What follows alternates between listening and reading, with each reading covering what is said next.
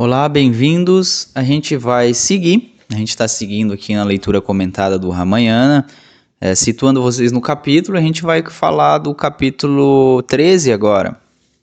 O que aconteceu nos capítulos anteriores? O rei Dasharata acaba falecendo. O simbolismo final daquele falecimento foi que o rei, no final da sua vida, assim como a gente, vai estar apenas com ele mesmo. Lembrando que o rei estava cego, já fraco. Ele buscou a pessoa mais sábia para estar com ele no momento final. Mas o que de fato acontece é que no momento final a gente vai estar com a gente mesmo, a gente vai estar dialogando com a nossa própria consciência, botando na balança aquilo que a gente fez de bom, de ruim, os nossos karmas, né, o Dharma, o que a gente seguiu de bom, e tudo isso a gente viu, né, que o rei era um rei virtuoso, ele era um rei sábio, rei que lia os Vedas, mas que ele cometeu um erro, que esse erro gerou um karma, e esse karma ele vivenciou no fim da sua vida. Isso tudo a gente viu na aula passada. Agora a gente vai ver que no capítulo 13 a tristeza de Ayodhya. Tudo isso aconteceu, lembrando que o rei foi visto morto pelos os músicos, e o Vaishista, que era o seu conselheiro, o seu sábio, prontamente avisa aos seus ministros para que Satrugna e Bharata, que estavam na casa dos seus avós e não sabiam de nada que estava acontecido, não sabiam do exílio, não sabiam de que o rei tinha morrido, lembrando que eram reinados próximos, mas as coisas não aconteciam como hoje, né? Essa coisa mais instantânea das mensagens, eles não sabiam. E aí Vaishista fala com seus ministros, preparam a carruagem, porque é muito importante que tenha um rei, é importante esse simbolismo vir à tona também, porque o rei dentro da gente, aquele que governa, ele traz a sua firmeza, né, os seus valores, o seu grande voto, né, Mahavratan, que significa no yoga clássico, que é o grande voto que você faz para ti mesmo, na sua consciência, é o seu rei interno, você se guia por ele. Quando você não tem esse rei interno, acontece que tudo desanda, tudo acaba ficando à flor da pele, né? A gente não consegue se guiar. E assim ele vai, né? Eles seguem viagem nesse capítulo, e aí eles chegam lá, e aqui a gente vai começar o capítulo 14, que é a Grande Bharata. Lembrando que Bharata, né, é o filho de Kalkei, né, Kalkei, que ela é a esposa mais nova do falecido, agora rei da Ashrata, e que pediu para que ele que assumisse o reinado. Mas ele não sabe de nada, ele está com seu outro irmão Kalkei, que é filho de Sumitra, eles estão lá, né, junto com o pai de Kalkei, né, que é o avô deles, estão em outro lugar, então chega a comitiva lá. Chega essa comitiva ao reinado, eles fazem a recepção que era de costume, uma recepção é feita, então os ministros chegam, mas Bharata na noite anterior ele tinha tido pesadelos terríveis, ele até achava que alguém ia morrer, né, ou Satrugna, ou ele, ou os irmãos, porque eram coisas muito terríveis, eles eram bem alinhados, bem sensitíveis, né, nesse sentido. E aí os ministros chegam, e chega um ministro que fala para ele, olha, a gente precisa ir às pressas, porque Lakshmi, a deusa do amor, e pede a bênção, né, vocês estão bem e Lakshmi está presente. Isso, mesmo sendo um simbolismo velado, isso fala que o trono estava vago, né? A riqueza, o amor estava vago. Então, aquilo que o ministro falou, eles já sabiam que era alguma coisa desse gênero que iria acontecer. E assim vai, eles seguem viagem até Ayodhya, até Koshala. Chegando a Koshala, eles fazem uma viagem longa de 8 dias sem parar. Chegando a Koshala, logo Bharata e Satrugna chegam e vão logo falar com a que era a preferida do rei, né, que era Kalkei.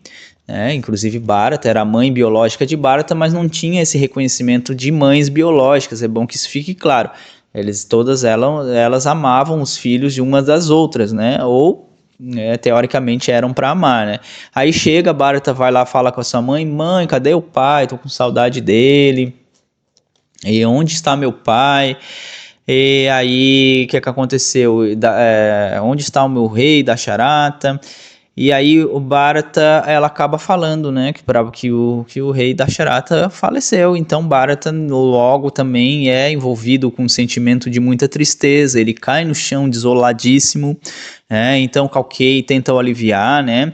Mas aí isso ela vai estar ainda tá sendo muito guiada por esse veneno interno dela, e ela fala para ele: levanta-se, rei, levanta-se.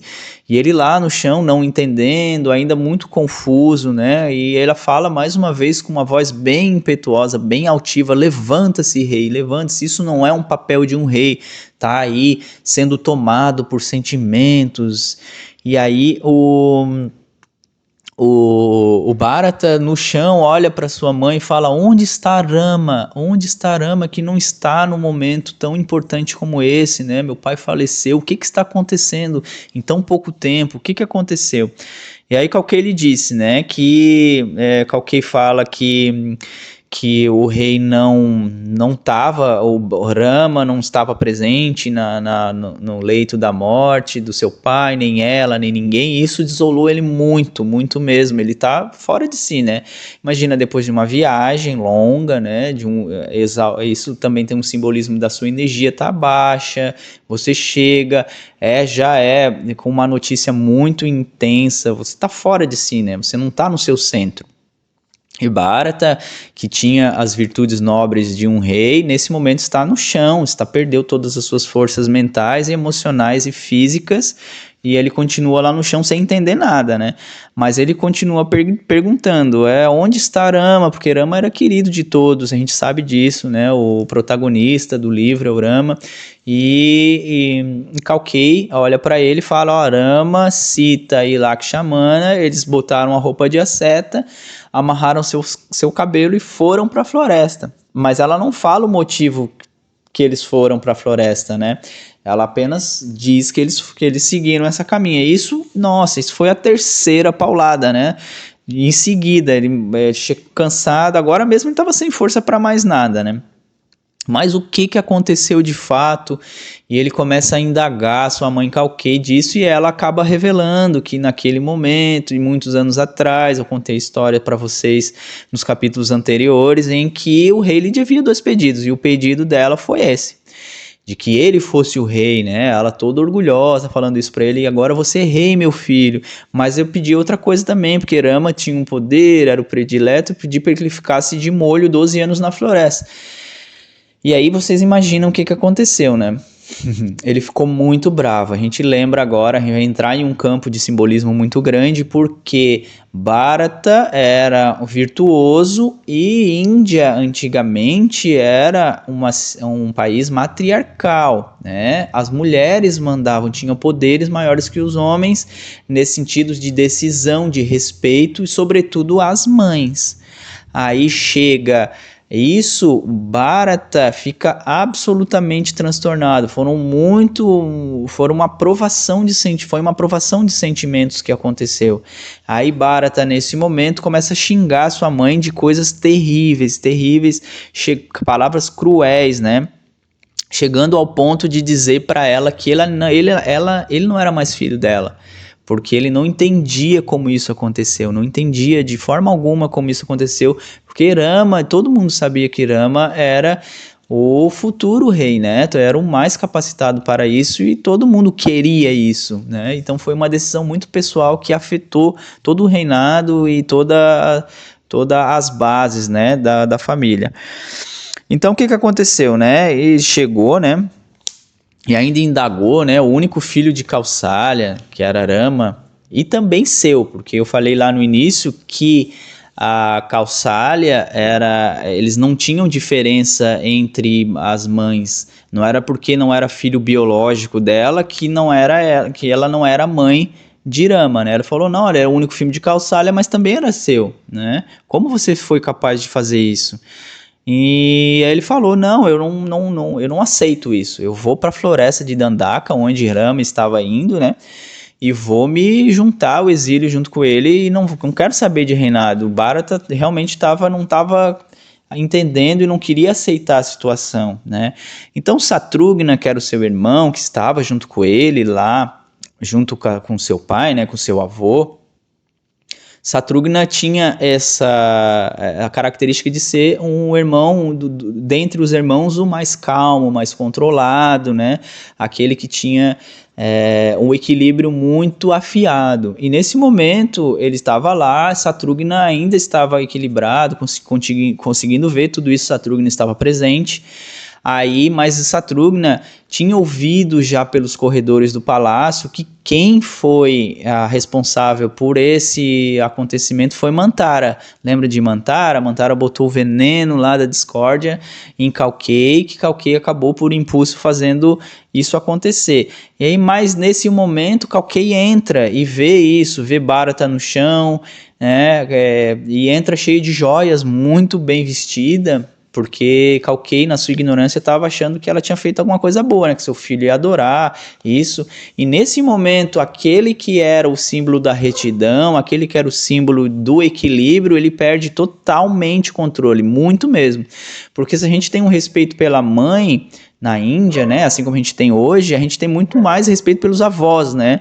Então ela já era uma corcunda, uma senhora já, e o Satrugna, ele acaba indo até mais longe do que Bharata. Bharata apenas negou a mãe, xingou ela de todo quanto é tipo, mas o Satrugna, ele agrediu mesmo a Mantara, ao ponto de machucá-la e ao ponto de Bharata, mesmo estando desequilibrado, e lá naquele momento ajudar ele, nesse momento de desequilíbrio ainda maior. A gente tem que ver que a gente tem que galgar aos poucos os sentimentos, né? A gente tem que o sentimento que estava abaixo de Bharata, comparado ao de Satrugna, ele estava alto, né? Ele conseguiu resgatar o Satrugna naquele momento de limbo, né? O sentimento de mais baixo, de horrível, né? Satrugna estava lá e assim foi. Ele só parou de bater nela quando Bharata foi lá e parou mesmo e falou para ele parar, né?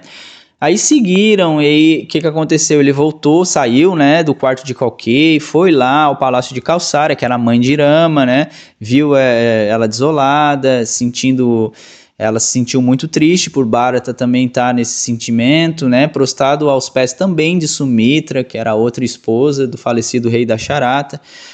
Aí, né, Kausalya, que era a mais sábia, falou: olha, Bharata, o reinado espera por você. Lembrando lá que eu falei no início, né, um lugar, um reinado, um lugar sem rei é um lugar onde vai ser aberto muita coisa, muita destruição vai acontecer.